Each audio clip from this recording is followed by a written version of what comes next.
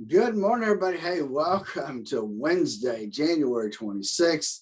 The month is about gone, but hey, we got more stuff happening, right? The markets, man, Monday was a down day, ended up. Yesterday was a day that ended up down. And the question is, where will we end up today? At least right now, it looks like it's going to be a green open, but you know what?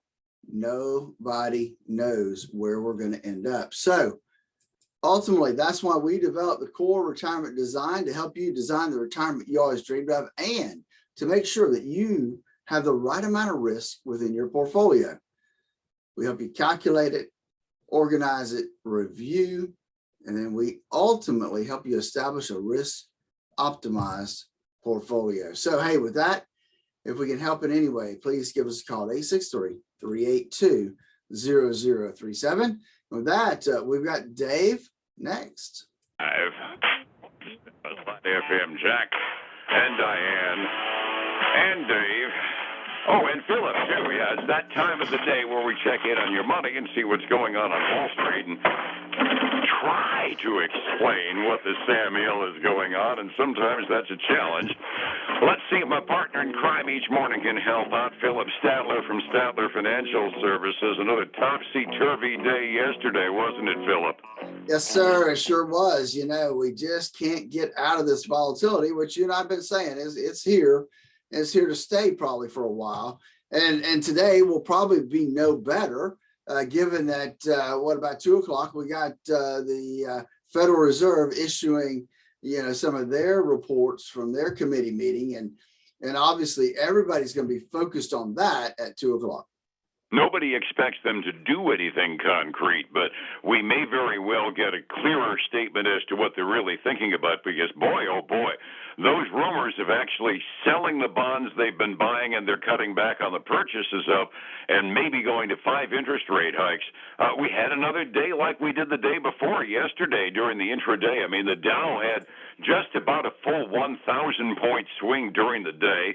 S&P had a full 100-point swing, which in the context of 4,300 is a major swing. NASDAQ was swinging back and forth across a 300-point range. The only difference was they weren't able to recover at the end of the day, and we ended up down a little bit. The Dow ended up down 67 points, and S&P ended up down 53 points. Those are big drops. And the NASDAQ was down another 376 points, another 2.25% yesterday, which gives you an idea when you consider the fact the NASDAQ gained 300 points during the day. That's just how ugly it was first thing in the morning, right? That's right. So it's definitely, we actually have the NASDAQ now is in the red for the last 12 months, down about 0.7% right now. So that's a pretty substantial decline when you figure that in 2021, the NASDAQ made over 20%. So you calculate those things and it makes you start to get a little concerned sometimes. Which kind of brings in the nasty word that nobody likes to use, but it's got to happen eventually, and that's bear market. NASDAQ is bumping its schnoz now on the 20% number, and the other two indexes are heading in that direction. We were talking before we went on the air. I've always said that the COVID dip that we had during the shutdown actually was more like a severe correction, because it went straight down and then went straight back up again and just kind of recovered back to where it was going in the first place during the pandemic. I'm still kind of categorizing that as more a correction than a bear market, although officially I know it was. We haven't had a real sustained bear market in quite some time in the equities, and having a Federal Reserve threatening to do all kinds of things to the economy just kind of makes sense to me as being probably the valid trigger that could prompt one. Yeah, definitely, with all the stuff happening, definitely lends itself to be that way. But I find it interesting, and looking at an article on Market Watch, you got a little disagreement between a couple of the brokerage firms. You got Goldman Sachs saying, hey, as long as the economics don't go into a recession, as long as we keep growing just a little bit, we think there'll still be a bull market will continue. And on the other side of the coin, you got Barclays saying that, the S&P 500 could fall another 20%. Who do you believe? nobody knows, right? We just don't know. Everybody's kind of just procrastinating on what they think it's going to be and how they think it's going to end up. And so that they can say they're right at the end of the day, but nobody knows, where we're going to be. But it just lends itself to making sure that your portfolio really has the right amount of risk in it for what you can stomach. Absolutely, and it's one of those times I've always been the starry-eyed optimist, so I tend to like what the Goldman Sachs people are saying. But I also look at the indications, combination of world upside over in the Ukraine. We're still not exactly on happy speaking terms with China, and then we get into this situation where we're talking about trying to slow down our inflation issue. It looks to me like the Fed's going to try to do it all at once. That tends toward lending itself toward, at the very least on the equities side, time for folks to say, well, maybe those federal bonds to park it for a little while might not be a bad idea. And that's probably the primary recipe that you can come up with to encourage a bear market. If a few of the big money guys start doing that, it won't be hard to trip ourselves into one of those. No, it definitely won't. And I find it interesting that the 10-year bond is actually flat to just slightly negative right now. I would have kind of thought maybe that after this week that we would see maybe it going up, the yield going up some, but I don't see that happening right now. So I find that kind of interesting. They're not putting them into bonds anyway. What's that? Where are they putting their money if they're not putting it into bonds? They're selling equities like chiclets all of a sudden. I don't know, maybe they're just sitting in cash. Maybe they just decide it's better to be in cash right now instead of treasuries. Oh, sometimes even people that have at least a foggy idea what they're talking about really, trying to figure out what the market is doing and what these big money guys that, really drive the big numbers on the indexes, what they're thinking. It really is. It's a guessing game at times as to what they're doing because they play their actual strategy pretty close to the vest. Oh, absolutely. They don't want anybody else following their leads. So definitely they want to keep it to themselves. So. But so that's kind of curious. And then oil, man, oh my goodness. Oil is just, I saw the day when I came in, gas prices jumped from 319 to almost 339. It might have been 335 or 336, something like that. But it was a big jump I saw.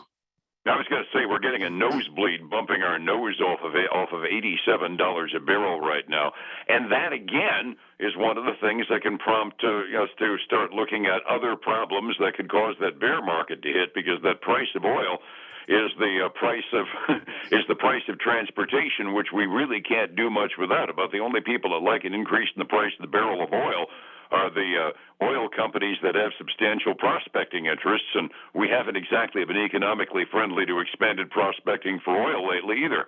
No, we really haven't. We haven't. Yesterday after you and I got off the radio, we did have the Consumer Confidence Index number come out, and I'm a little surprised because it beat expectations. It's down a little bit from last month, but not by much. And I thought maybe we would see it start to dwindle a little bit more than what it has. I frankly did too. I heard it on the top of the hour news, and I said, well, that's not much. That's not exciting at all. I bet it kind of surprised me because, even when a starry-eyed optimist like me starts using words like bear market, you got to assume there's some issues on consumer confidence out there. Yeah, you would definitely think so. One would think. It is still earnings season, and there is some good news to be had in the process. Boeing has trouble getting off the ground with their planes sometimes, but I gather that the investors aren't all that unhappy with what they reported, huh? No, which is kind of surprising, other than it was a non-cash charge. They actually lost a lot of money, They were expected to lose like 42 cents a share. They lost $7.69. Yeah. So I expected the stock to be going down, but Dave, it's not. And here's why. They actually generated their first positive cash flow for the quarter since the first quarter of 2019. So the loss has been caused by a $4.4 billion charge against their income related to various issues like delivery delays on their 787 and just different things. So they've taken a charge against income because they can.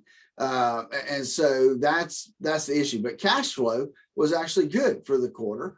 And so that's pushing their stock up 2.3% this morning. And taking those big charges doesn't hurt their income tax liability for the year that we're in now when they take it in the fourth quarter of last year. I suspect there's some other companies that are thinking of the same thing, big and small, right? Exactly. Same thing. There's some strategies in there in terms of some taxation. So, and then we got AT&T. AT&T came in. They beat by 2 cents a share. Their big help was their HBO Max unit has really grown and gotten some strength behind it. They're up 1 3/4% this morning. Well, it's kind of a zero-sum game sometimes. We got some disappointment out of Netflix is reporting a couple of weeks ago. AT&T evidently is picking up some of their streaming. Yep, and it definitely looks that way. We have the likes of Corning. I always thought of them as the casserole people, but they do a lot of other stuff too, right? They glass components, life science, automotive, optical stuff. So they're all over the place, but they, better than expected earnings, better than expected revenue. And so they're trading up 12.6% this morning. I see them at the top of my big winner list this morning on the blue chips that my chip sheet shows. Hey, we do have even a more common name than Corning, and that would be Microsoft. How'd they do? That's right. They were right after the market closed last night, if memory serves. They were, and they had an outstanding quarter. They beat by 17 cents a share. Revenue beat Wall Street forecast, and they're so excited. They came in and gave an upbeat forecast for the current quarter. They're seeing their cloud services revenue continued to post some strong growth.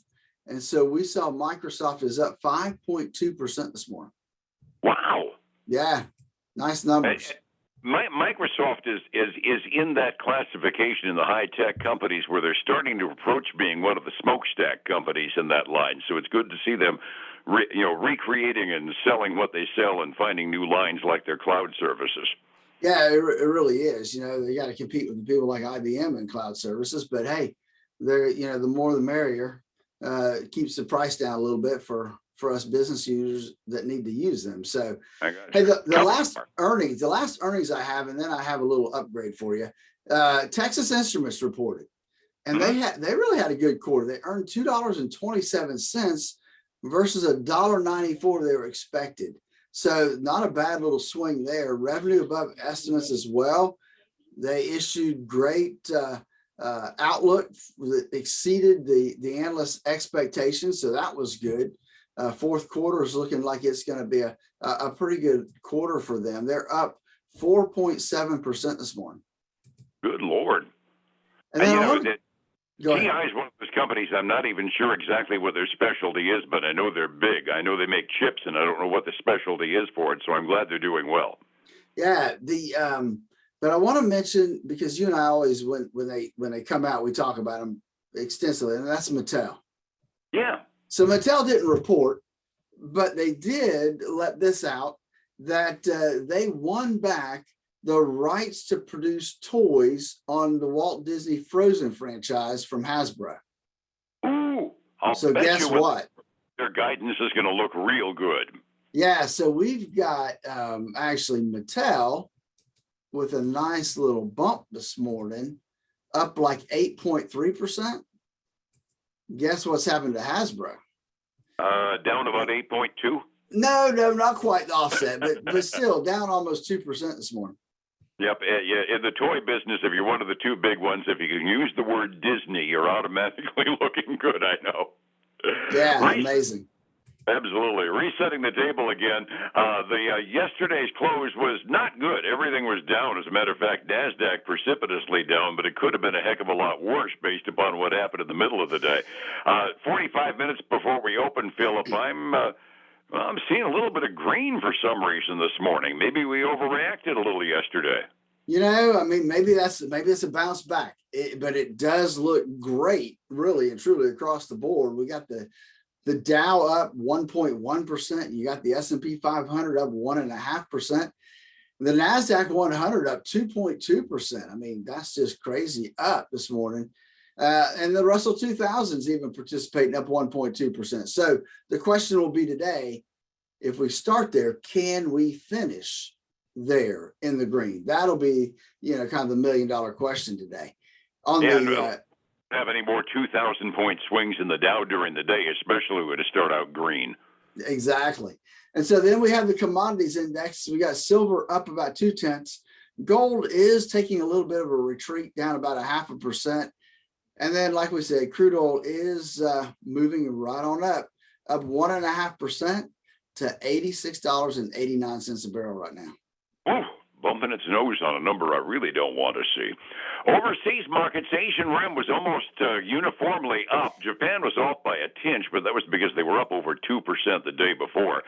European markets are also looking at our futures trading overnight and saying, oh, good, they're all trading up this morning midway through their day as well. Volatility, it's a four-letter word in investing, especially if you don't know you got it. How do I find you to figure out where it is in my portfolio, Phillip? Dave, it is so important that people understand that information about how the risk and the volatility plays in their portfolio. That's why we create the core retirement design, so that folks will have the retirement they always dreamed of. Give us a call at 863-382-0037 to schedule your core retirement design visit. Hey, don't miss our show this weekend, 6 a.m. and noon on Saturday, 10 a.m. Sunday morning on Highlands News Talk 730 and 95.3 FM. All righty, and back here again tomorrow morning on Light. Phillip, thank you so much. We'll see you then, all right? All right, man. You have a great day. Take care, my friend. It's 105.7 Light FM and Statler Financial Services, Phillip Statler. Hey, folks, again, I want to thank you for joining us today. I hope that your week's going well. I look forward to seeing you again tomorrow. Take care.